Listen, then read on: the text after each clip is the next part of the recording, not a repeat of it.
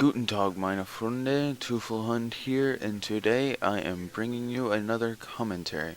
Now, before I get started, I would like to say that from now on, I will only be doing commentaries if I post a full game. The exception to this is the few games that I still have left with my one-bar sessions with Jeff. Once I finish posting those, all my other full games that I post will have commentary. Alright, now let's get started with the actual commentary. This commentary is about my top 5 most anticipated games of 2011. That's from now until January 1st, obviously.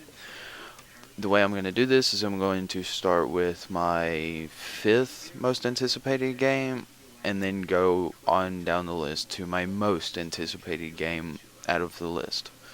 And I'm going to start with Minecraft for the Xbox Live Arcade. Now, I have played Minecraft for the PC, and I enjoyed it. I do not have my own account yet.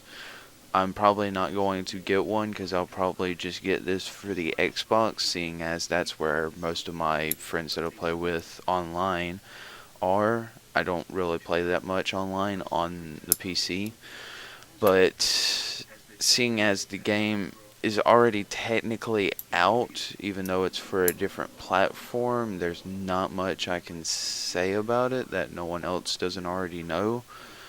And that's why it is one of my least most anticipated games of 2011. Next on the list is Star Wars The Old Republic. Now, I am a fairly large Star Wars fan. I pretty much enjoy anything that has to do with Star Wars, be it books, games, movies, anything like that. And I played Star Wars Galaxies, which it pretty much is like the game is going to be a combination of Star Wars Galaxies and Star Wars Knights of the Old Republic. But it's going to take place before all of these. It's going to be actually a few thousand years before anything rather recent in the Star Wars universe ever happened. The good thing about this is my dad actually bought both him and myself. He pre-ordered us both a copy, which not only does this mean that we can play it together at the same time, we will actually get early access to the game. People who pre-order it will get early access to the game, which I think is pretty good. Next on my list is Saints Row the Third. Now, the reason I have this on here is because I did play Saints Row 2. I beat it, and I played it quite a lot with a couple of my friends, Jeff or Ecksonik being one of them, and then Stu or USM Devil Dog. I will link both of their accounts in the description. I did play it a lot with them, and it was just the amount of stuff that you could do was ridiculous. I mean, there was absolute, you just took pretty much what you can do in reality and threw it out the window. It was just crazy the amount of stuff you could do, and with Saints Row the Third, you can do that plus like 10 times that. It's just the amount of stuff they're going to allow you to do is just going to be absolutely ridiculous, which I think is their strong point for the game, and I think it is going to help it a lot, because, you know, just giving the player freedoms to do pretty much whatever they want, short of flying, really, is pretty fun. Alright, next is actually one that's fairly obvious. It's going to be Battlefield 3.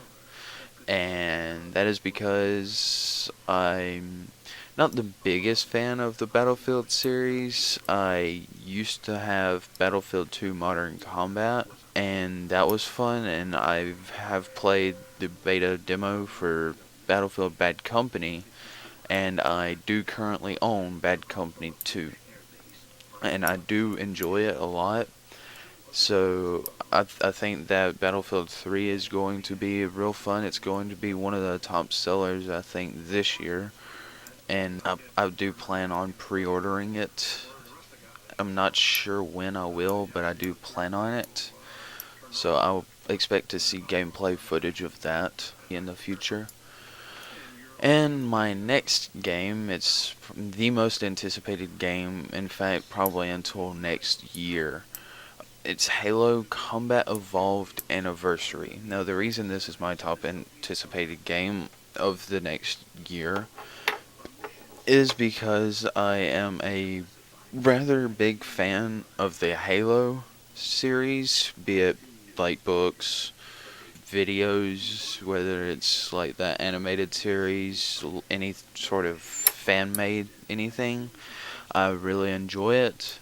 And also, obviously, I enjoy the games, and in my opinion, that Combat Evolved is probably one of my favorite Halo games in the past 10 years.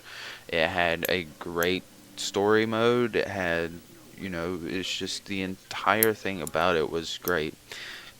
For some people, the one thing that wasn't good about it was the fact that it did not have online multiplayer, and that could be considered a downside to it. Some people might actually consider it an upside to it because some people don't really like online play.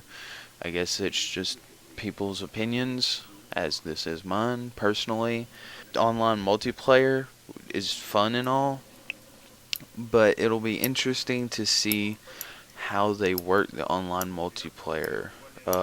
They have said that it uses the Reach engine, but they still haven't specified exactly how it's going to work out.